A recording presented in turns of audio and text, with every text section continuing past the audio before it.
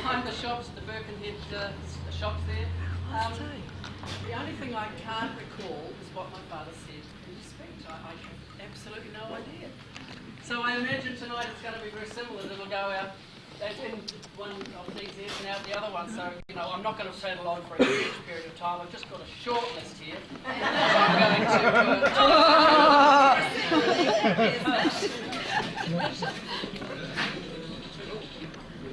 to... Dean's...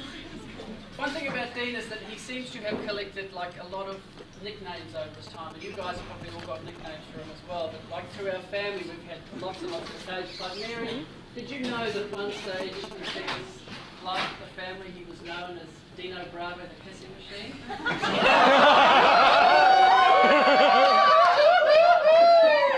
Good Dean! Bravo!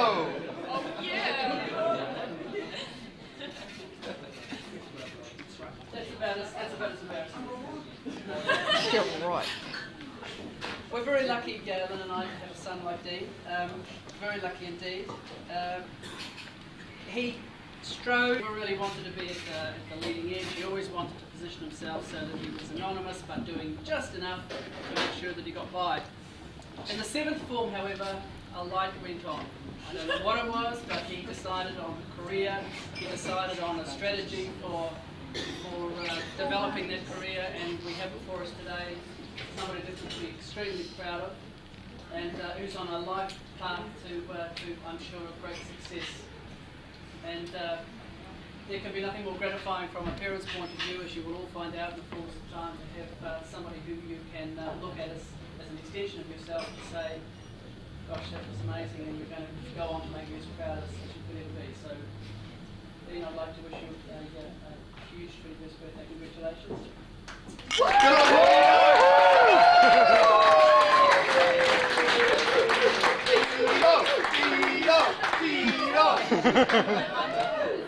Thank you very much for being the son you are, and I'll pass you on to Lou now to say a few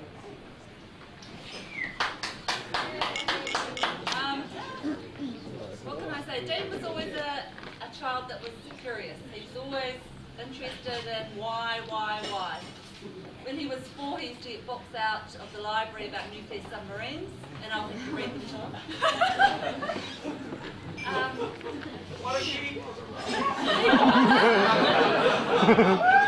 He used to go through different stages which he really loved, like there was the Thomas the Tank Engine stage, there was the Lego stage, and then he discovered computers, and that's still continuing.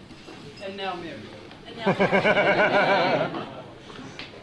and every time I look at Dean, I'm reminded of myself, because he is a lot like me, but I'm also reminded of my grandfather, who's no longer with us. And every day as Dean gets older, he reminds me so much of him, not looks, but his personality. And to me, that's Would somebody turn the train off, please? genetically really interesting. And to have a child like Dean has been great. I wish he'd learn how to clean his room. I've just told him he's 21, he's got to clean his own room. I'm charging him board. He's got to move out of home. Move out.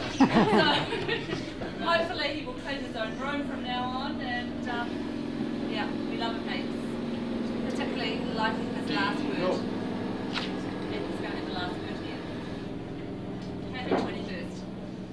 I think Rachel wants to say a few words as well. Oh no. Guys, no, it's going to be short. I mean, Dean has annoyed me a lot. He has, seriously, I'm being honest, over the past 21 years. But, you know, I couldn't ask for a better brother. I mean, he's been there for me, and he's, you know, helped me sort of sort out stuff. And he's learned a lot from my mistakes and never committed them. So it's all good. But, you know, Dean, I love you, man. And it's all good, and happy 21st.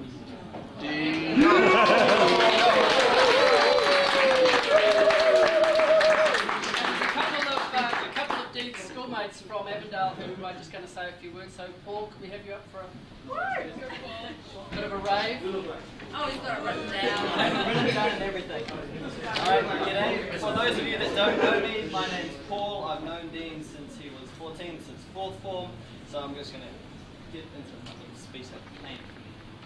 Alright, okay, before I begin, but I'd just like to thank Kieran and Rachel for always inviting us to their housewarmings and their parties and their drinks.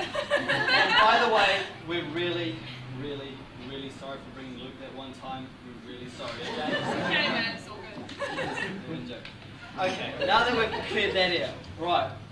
There was a talk a while back from a certain politician about what truly constituted a good Kiwi bloke. And I believe standing before us we have the true Kiwi bloke. Right. Like all blokes, Dean believes everyone should get a fair go. And if you have attempted something to the best of your ability, then you should be congratulated. You should be congratulated for it. But if you've mucked around, he'll give you a boot up the arse and tell you to buck your ideas up. I personally was the recipient of this many times in our games of schoolyard touch, because damn does he hate losing! Alright. Okay, a common trait among some certain Kiwi blokes that Barry Crump brings to mind is that certain stages they can be complete mean bastards. And Dean has not escaped this fate. He is blessed with an extremely acidic tongue and can reduce grown human beings to a shell of their former selves with a mere sentence, whether he means it or not. Dean is so scary, in fact, and so proficient at the quick put down or the verbal deconstruction that my younger brother is still scared of him and has known him for 5 years. Like many great Kiwi thinkers throughout history, Dean has the ability to see the big picture in life. This has meant he can always see the silver lining and is a wonderful planner, but has also granted him the ability to do things that may not be completely morally, socially, or legally correct at the time, but 6 months down the track, no one's going to care. He also has the unique ability to convince other people that these things are a good idea. This usually involves Oliver being dragged into things that he may not fully want to take part in. Finally, like all good Kiwi stereotypes, Dean has a number 8 wire approach to things. A do-it-yourself belief. This was exemplified in a story that I don't think anyone over in Japan. I'll set the scene. We are 16 years old in Kyoto, Japan. It's about 12 o'clock at night and we are sitting in our hotel room. We had just purchased 3 BB gun air rifles from a market down the road and we're testing them out on the hotel room walls. When one of the guns, a present for a friend, stopped working, excuse me, turn page here, stopped working, this was a big problem, as we were leaving the city in the morning and would lose any chance of getting our money back or new guns. This greatly annoyed me as I tried to think of ways we could get a new gun, or perhaps delay the bus so we could go down the road and argue for our money back. Dean didn't worry. He just said, he'll fix it. So Dean, with his Swiss Army pocket knife, took the gun apart, reattached the spring which had come off. He then, and this amazed me personally, he then put the gun back together without missing any parts, so it was all there. He then reloaded it, cocked it back, aimed it out the window across the street at an air vent, let off a couple of rounds, looked at me dead in the eye and went, she aims a bit to the right. We're going to have to compensate. So Dean, thanks for being a great mate and a good team bloke, brother.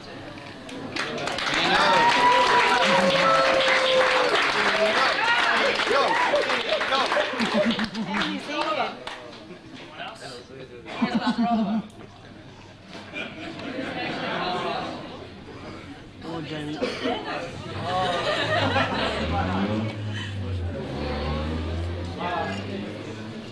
I'm less prepared for Paul.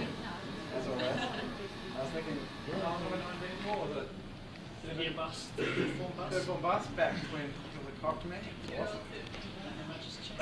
Nothing much has changed. I'm just trying to think of awesome things that Dean's done. But it's kind of hard to think of awesome, embarrassing stories with Dean.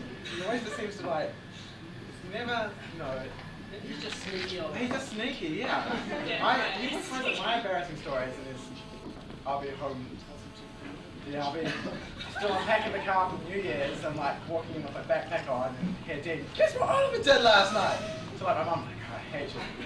But I was just thinking of my older brother's 21st when Dean turns up and turns a little bit late because he's been working, and we're like, oh yeah, everyone's a little bit sort of drunk, and Dean's like, oh, I have to play catch up. In the space of half an hour, he's leaning over the back fence and vomiting into the old folks' home. Yeah, but yeah, Dean and I have been friends for a long time, and many sort of ups and downs and problems in our relationship. Yeah, we manage to work through them usually. Always. Yeah, but I guess happy birthday, Dean, and best of luck.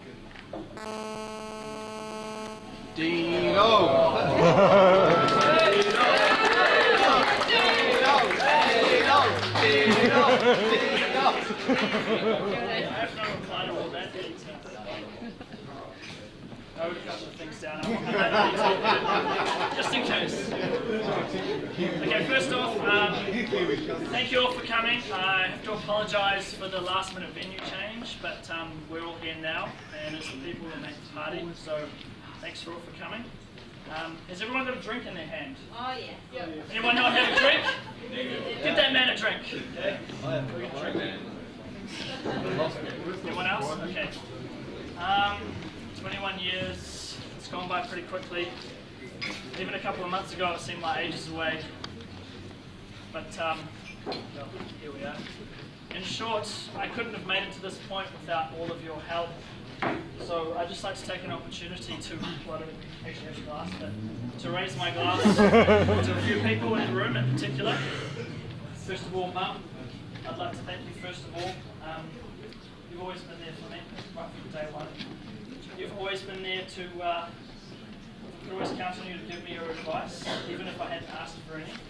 But, yeah, that's been great, but seriously though, I couldn't actually ask for more at the moment.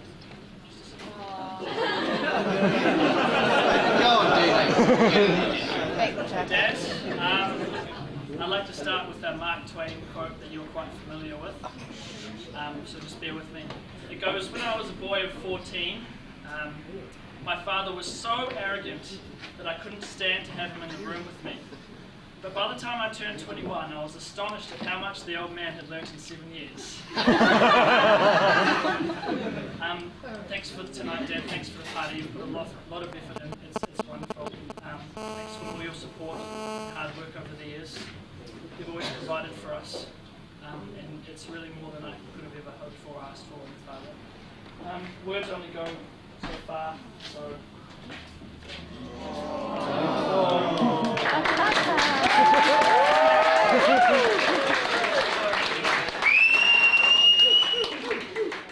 Rachel? If my parents were my official teachers, then Rachel would have to be my unofficial teacher. I remember at the tender age of 4, Rachel taught me where babies come from. We had a thorough sex education chat with the help of a book. I took it in my stride being a 4-year-old. And she also taught me the ins and outs of parental alcohol pilfering. Which aided me quite a bit. You've been a great sister. Thanks very much. Thanks to Paul and Ollie for giving these speeches. They were great. Paul's was overly nice, I think. I don't really think I'm that guy, but I'm glad that you think I'm that guy. Mary and all the friends and family that are here. I'd just like to thank you. Oh, Auntie Clip, yeah. Okay, yeah, all the friends and family, I'd just like to thank you for coming tonight and also helping me make my life what it is, and for better or for worse, helping me become the person that I am today. Okay, so cheers guys. Have a good night. Cheers.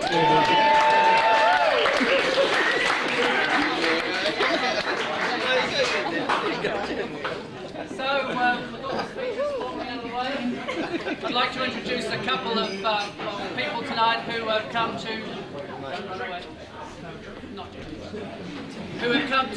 just help see Dean's 21st in fashion. And I'll just bring a couple of chairs up here. There's another one over here. And these guys are a couple of entertainers from the Improv Bandits. Hello! Good evening! Good evening! Hey! right down there. Go with the ties.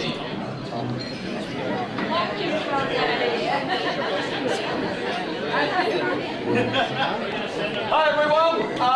If you can all gather around so you can see, there's going to be a lot to see, and if you can all get comfy and like get a drink in your hand. And yeah, my name is Tom. I'm Paul, and we are both members of the Improv Bandits troupe, and we're here to have a bit of fun with you guys before you get seriously inebriated. And so we're just going to do a few scenes and things. First things first, we want to get you warmed up because we need your help to do our little bit here. And we're going to be asking you for suggestions to start scenes off.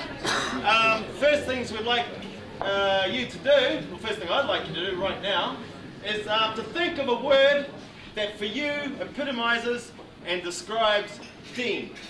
To a T. One word, and on the count of 3, I'm going to count to 3 in a moment. I want you to yell out that word as loud as you possibly can, okay? Perfect. 1, 2, 3!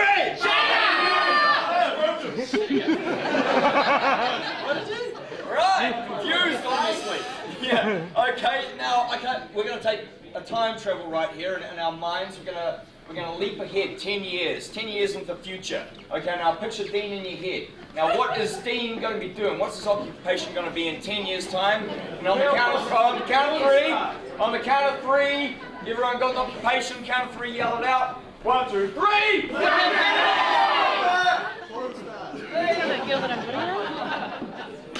Alright, now, kicking off our first scene for this evening. I understand there are quite a few aunties and uncles here. If you can all put up your hands, aunties and uncles. Dean's aunties and uncles, that is. Sorry, sir. Okay, madam. Hi. I knew you. No. I'll stay over here. It's fine, right. There's a line. I won't cross it. Can I just have your names? Lyndon. Lyndon? Yes. Lyndon and John? John, pleased to meet you. Okay, now if you can like put your minds together and think back to when Dean was a child. Was there like one moment that leaps into your head right now that he got into trouble for? So something mischievous, so I've heard he's quite mischievous. So something that he got into trouble for that you caught him doing? Anything at all? It's just a strong memory. Come on. Come on, it can't be an angel. Come on, come on. We can think of him being an angel. An angel? That's Okay, what was something he was an angel about? What was something nice he did? green curry. He made green curry. Fantastic. Thank you. Big round of applause. These guys. Okay. Now, Paul and I are now going to perform a scene for you about Dean's green curry adventure. The only thing is we're going to do it in the style of an alphabet. So each consecutive word must start with each consecutive letter of the line. Must Line of dialogue. The alphabet, A to Z, and so on. And to make matters even more hard, we're going to do it in the style of a Shakespearean alphabet. So this is a scene about Dean's green curry. Okay. Sorry, guys. What's your name again? Lynn? No, I'm not here. All right. Go Palmer. 419911212. Alas! People are starving, and here am I, overfed and stuffed beyond repair, although you wouldn't notice it by my slim build, for I am Dean Croft, am I. And there are hungry people in the world. I must feed them. Brave and bounteous, so my Dean is. He is by far the most princely prince in all the land. He shall make a fabulous suitor. Oh, be told one day that day will come. But why does he talk so much feeding the bounteous population of the earth when he does nothing about it, forsooth? Can't thou see right through me? Can thou see through the flesh and bones that make up my constitutional body? Devilish language is that, Dean, that I should be seeing through you as though I have some kind of apparatus of the gods to see through your inner soul, when all I am is a hungry damsel. Every person with eyes sees through me, for I am transparent. I see hungry people and I wish to feed them, and yet I have no food. Forsooth, my dear suitor, all you have to do is but to look before thine eyes and see this immense kitchen that doth unfold upon the earth like some rambling curry establishment. Green curry establishment? this where I may learn to make the magical green curry that doth spring from the bowl and feed millions? Good grace does flow from your very extremities.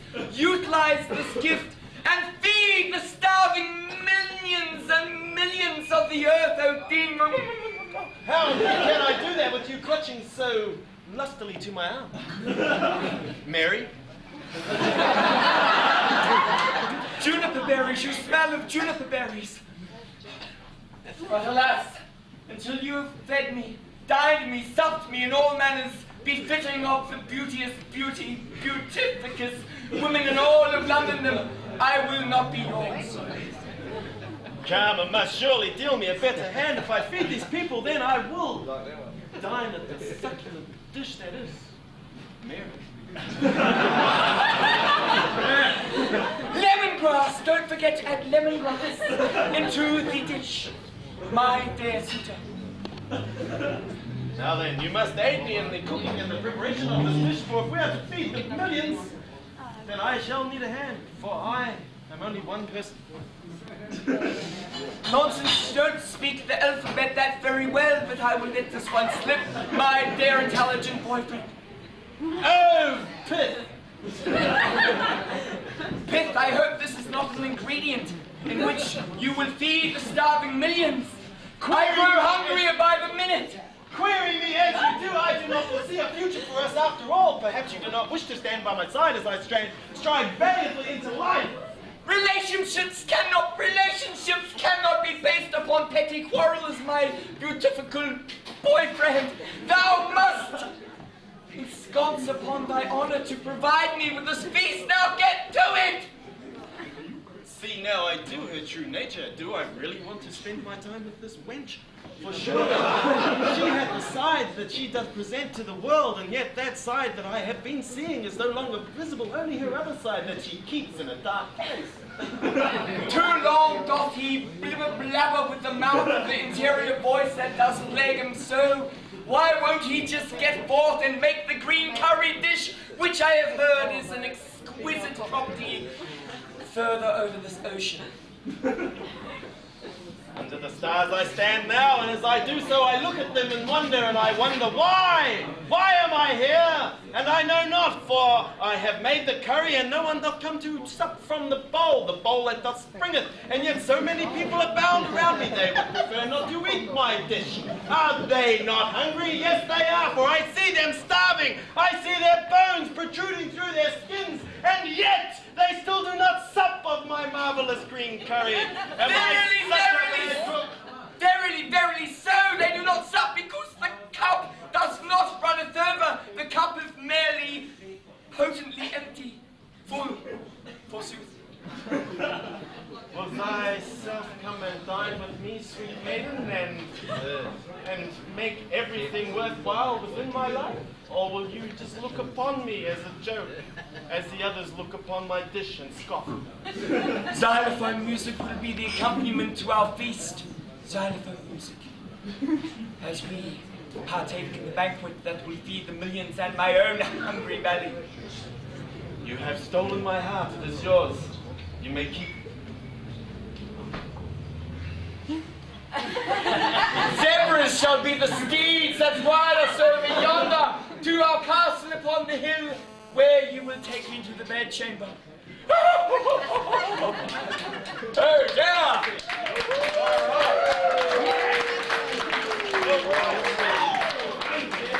Okay, we're going to do something now that we are going to call Dean Croft Mastermind.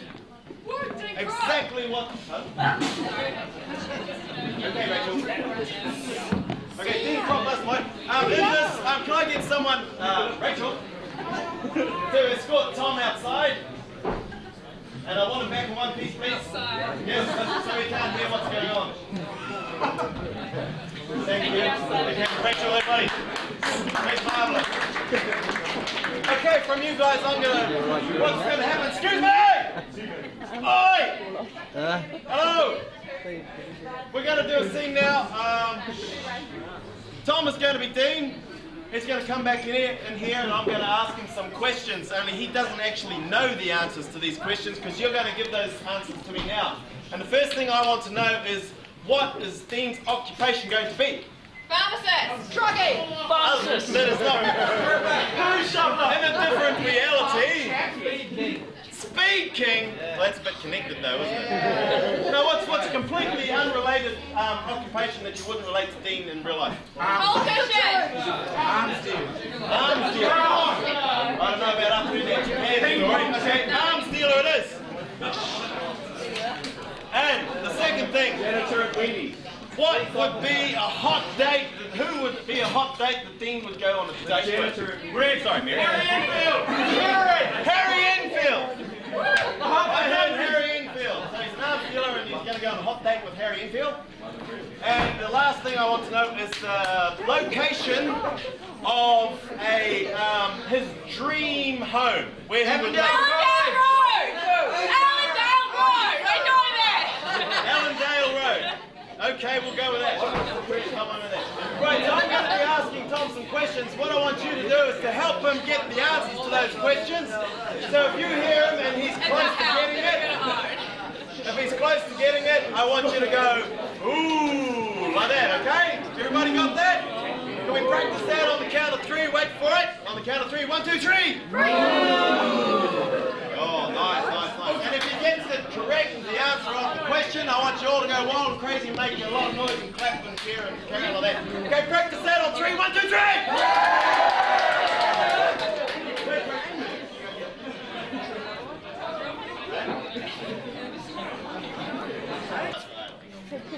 Start this up.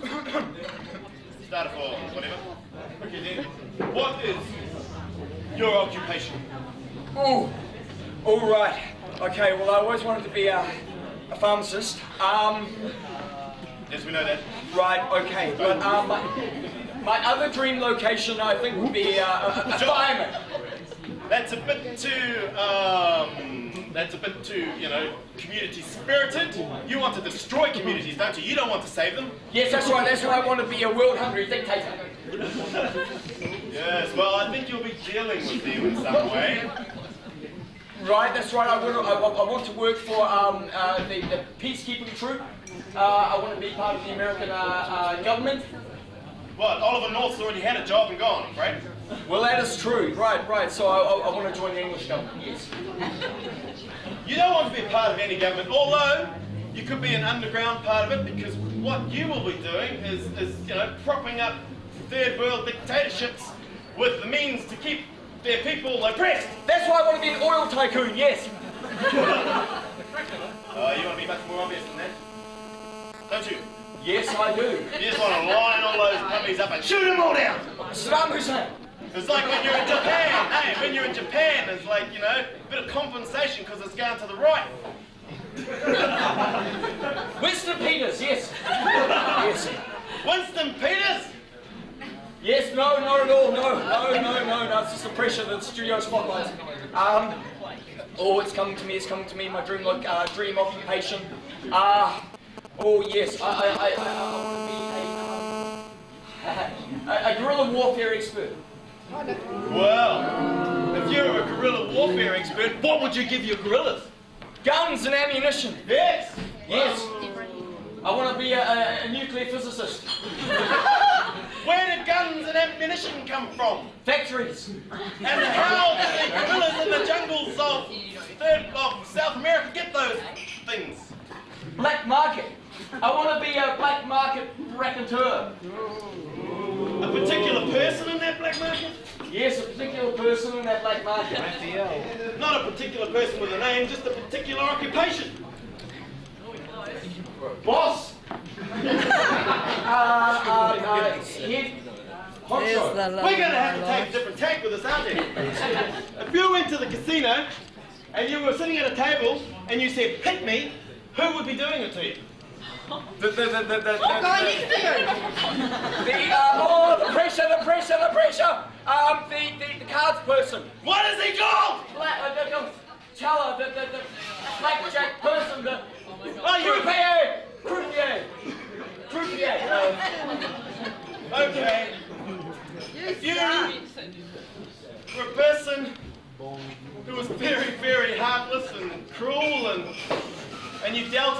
limbs, not legs in particular, but other limbs, you perhaps would be called a kidney, organ, they're organs, not limbs! no, they're not, they're all, oh God, okay. Sorry. I'd be flailing, Flailing what? flailing madly, Flailing what? With? flailing limbs, flailing arms, Oh. an arms dealer. Oh. As you are! Oh, thank God. No points though. No points. Okay. I'll make them up this Go with time. another starter or whatever they call it. Starter for 6. Starter for 6. Okay. It's hot date time, Dean. Yes. Who would you roll out the expensive smellies for? Oh, that's easy. Jennifer Lopez. Well, And then Pamela Anderson. Well, someone with a bit more intelligence. perhaps somebody a bit less feminine. Oh, okay. Helen Clark. I admire her intellect and her strong stance. No! Jenny Shipley. Someone more funny. Ah, yes, Carl Wilson. Someone who is known for being funny and actually is funny. Ah, well, that's easy. That is. Oh, the right part of the world, I'm sure. But, like I said, you want someone a little less feminine. Rosie O'Donnell. Someone a little more masculine. That's right, Rosie. Someone with a damn penis, for crying out loud. Oh, right. Jerry Springer. Oh, what another part of the world. You're an arms dealer, right? Yes. Do you know those old 303s they used to have in the wall? Yes. You don't, do you? No. What were they called? Lee something. Lee, the weapons. 303s! Rifles. No, you don't know. Okay. Oh, Arnold Schwarzenegger. No. No. If you were playing Quidditch, Yes. what would your name be? Harry. Yes. Harry Sinclair. And if you were a funny person from England and your name was... Harry. Okay. Harry. If you were playing rugby, what would you play on? A football field. A what? A rugby field. That's 2. Forget the first part. What is it? Rugby. No. Field. Yes. Yes. Harry Fields. Harry Enfield. That's your hot take. Now, when you shack up with Harry, Yes. where would you be living? Oh, right. Well, my dream location would be Buckingham Palace. Oh, somewhere a little more close to home. Fiji. Fiji. Sky Tower. Oh, It would be in Metropolis building, penthouse. oh, really? Yes, it would. No, it wouldn't. It would be somewhere a little more suburban. Yes, Mount Eden. Oh! Sandringham. What's in those places? Houses. Where are they? Streets. What's another name for a street? Suburbs. Suburbia. No, what's another name for a street? The black tarmac thing. Road. Ah, now give it a name. Dominion Road. Dominion Road. Halfway down. Hamilton Road. What's another one? John Road. I don't know. If you were to break it up, I guess, you know, there'd be like, whatever, the Cheesedale cheese guys, what are they? No, not the little dudes with the nuts. Oh, I can't remember. Oh, Cheers and Dale. Oh! Dale Road. Clarksdale Road. Oh, that's close. Sunnydale Road. Christchurch! You know, I used to watch Mank, Yes. and my hero was that guy, you know. Klinger. No. Piers. Hawkeye. Yeah. What's his name? Hawkeye. No, his real name. Oh God. Alan Ladd. Alan Adder. Alan Dale. Alan Dale.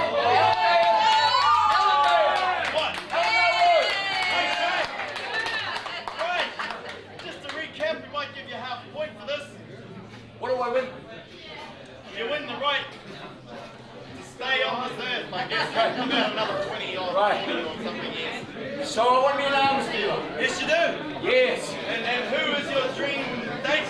Sharon. Lenny Henry.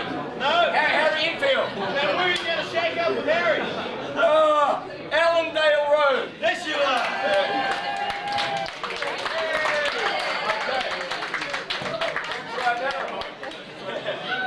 Okay, now, if Dean wasn't going to be a pharmacist, is that the correct word? Yep. Okay, actually, no, we've done enough occupation, I think. Dean, where are you, Dean? There you are. When you were growing up, did you have an idol or someone you looked up to? Jesse Jackson. Jesse Jackson, is the American chopper guy or the actual outlaw? Oh, no! Jesse Jackson. No, of course, political activist, leader, politician, And preacher. Okay, you and a preacher.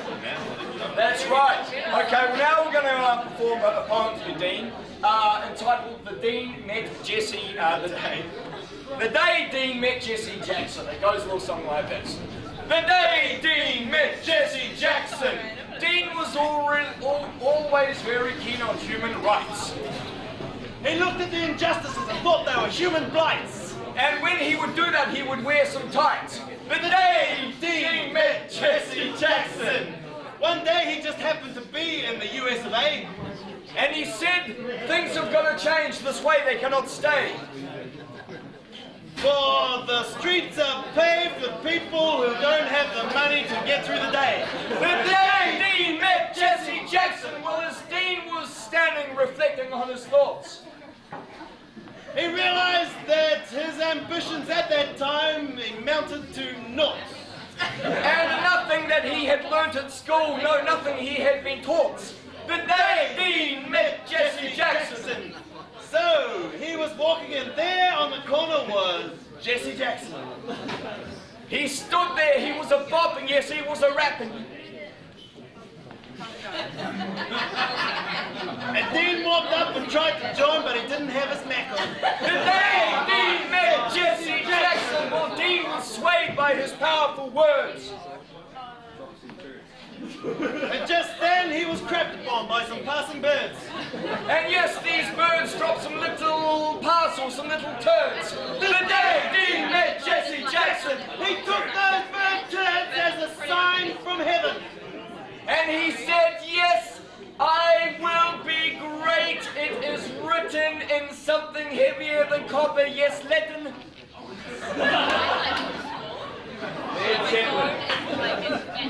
And just then he heard some busker in the street who was sitting in a puddle of his own urine singing Led Zeppelin.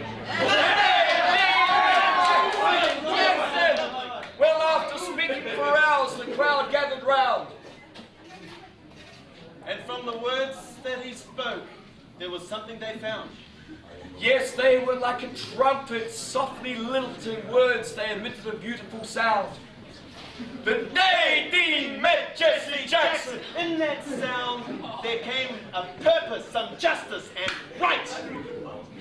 And Dean stood tall, he flexed his muscles with such might.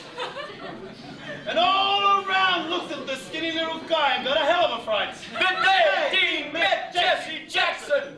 Well, shortly before his death, Jesse Jackson handed over the mantle. And Dean took that mantle and he wore it and felt pretty cool. And of course, he also wore a belt that wrapped around quite tight, and it did strengthen. The day Dean met Jesse Jackson. That moment in time has stayed with him all his life. Through all the years of turmoil, suffering, and strife. He knows now what he will have to face when one day he does take a wife. The day Dean met Jesse Jackson.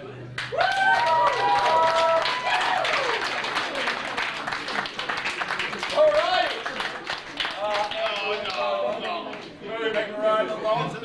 Yes, Dean. Seeing as though you're such a great world leader and everything else, would you like to join us on stage? Come on up. Yeah, we'll move these a little bit closer there. Okay, we're going to, we've been assuming a lot about Dean, so we'd like to get to know him for real, get it from the horse's mouth. And we're actually going to interview him now, Dean. Yes, it is. Thank you. And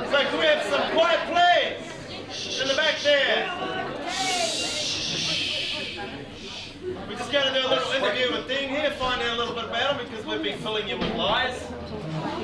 And but the only thing in this interview, Tom, is going to provide your arm. So if you just put your hands behind your back there. Don't trust it. There we go. Okay, Dean, it's nice to meet you. I'm Paul. How are you? Nice to meet you. So, I just wanted to get to know a bit about you. How's pharmacy going? How's the studies going? They're going well? Have you been doing any sort of experiments? Not really? You're not that adventurous with chemicals then? We mix a few chemicals. Sometimes they change colour. Yeah? Nothing much happens though. No explosions or anything like that? Hey, what? Yeah?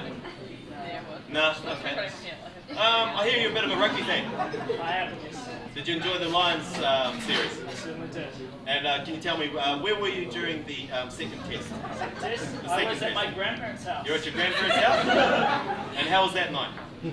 That night was... You were on them. You were drinking? Oh, yeah. And tell me, what was your reaction when the Lions scored the first try? I was like, holy fucking Gareth Thomas. You were doing what to Gareth Thomas? I would have done that to him if he hadn't scored that try. Ah, okay. And have you got any plans as a supporter of rugby for later in the year for the Tri-Nations? Are you going to go to any games or anything? I wish that the old wallets. Ah, student. How was life as a student? Hey! I haven't got any money either, I'm active. So, at the university there, are there any incorrigible people that perhaps are here tonight that are trying to lead you astray, even though they're failing because we know you're a pure of heart young man? The guy in the red tie. He's not at uni, that guy's just a... What's his name? Andrew. Andrew, and what's your relationship to Andrew? He's one of my sister's good friends. Oh, good friend. You know, he and my sister, it's probably best not to talk about it in public. Oh, really? Well, let's do it then. What would you like to get off your chest? No, okay, I won't put you on the spot like that anymore. Okay, I'll put you on the spot in a completely different way. How's your relationship with Mary coming along? Fantastic. You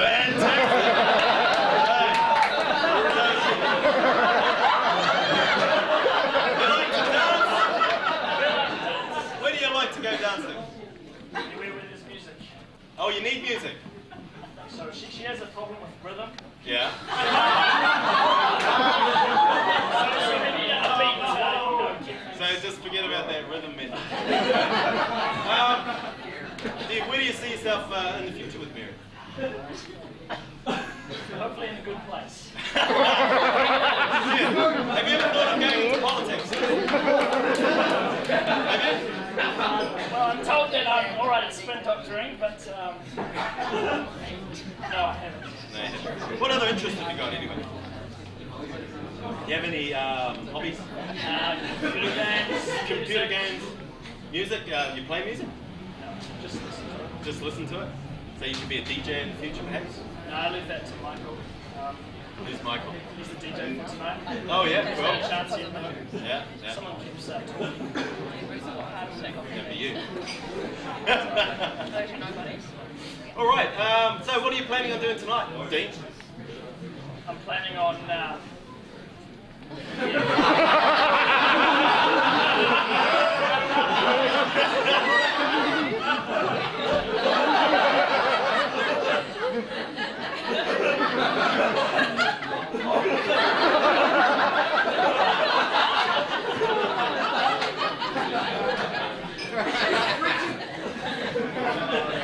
Alright, I'll put you out of the tree and let you get on with it. Thanks, Steve, for that event. Very nice. That's very weird. Thank you.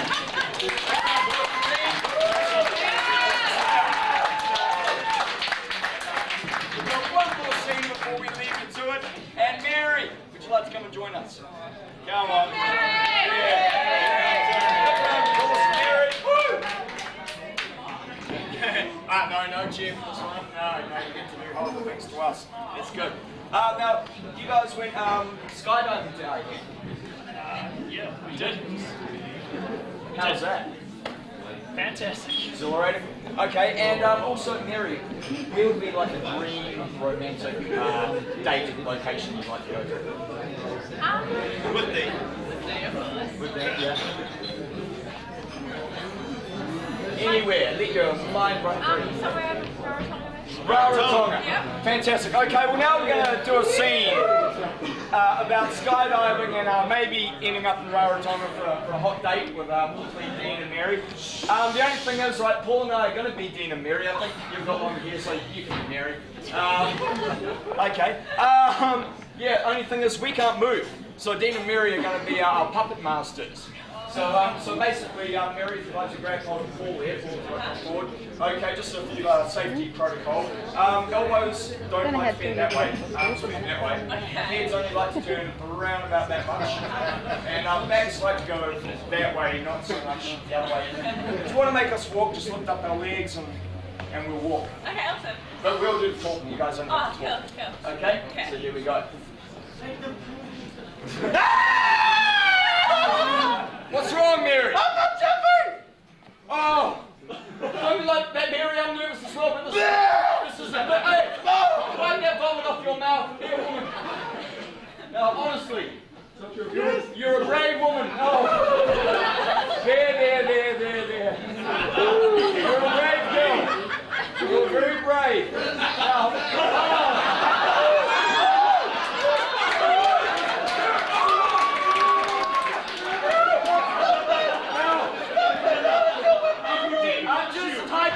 belt. You're tightening something. Now listen, we're going to do this. Nowhere. It's going to be okay. We're only 10,000 feet up. Don't look down. I'm already looking down. Okay, we'll just... Okay, on the count of 3, Mary. Yes. Ow. We're going to jump. Where? You first. Me first. Go us together. We'll go down in a blaze of glory together. Now let's go. Okay. 1. Don't look. 1, 2. 1, 2, 3. And you're on. I feel like I'm frozen in midair. I've lost control of my hands. It's blowing wildly in the wind. I can't reach. Is that all you ever think about? No. Pull the cord! I'm trying! Oh, I'm so disorientated.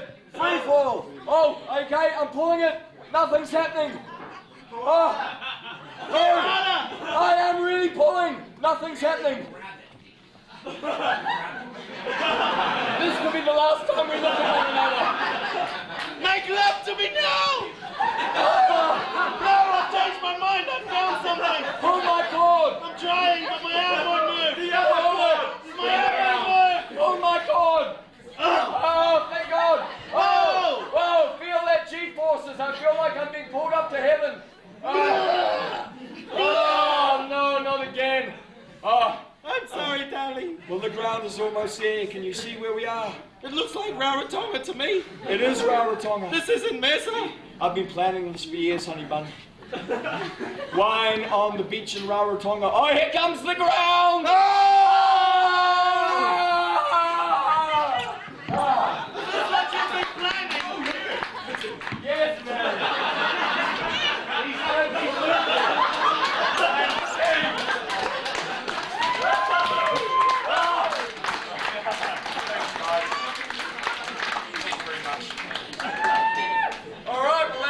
Thank you for letting us entertain you. Thank you all for being good sports. Thank you, Dean and Mary again.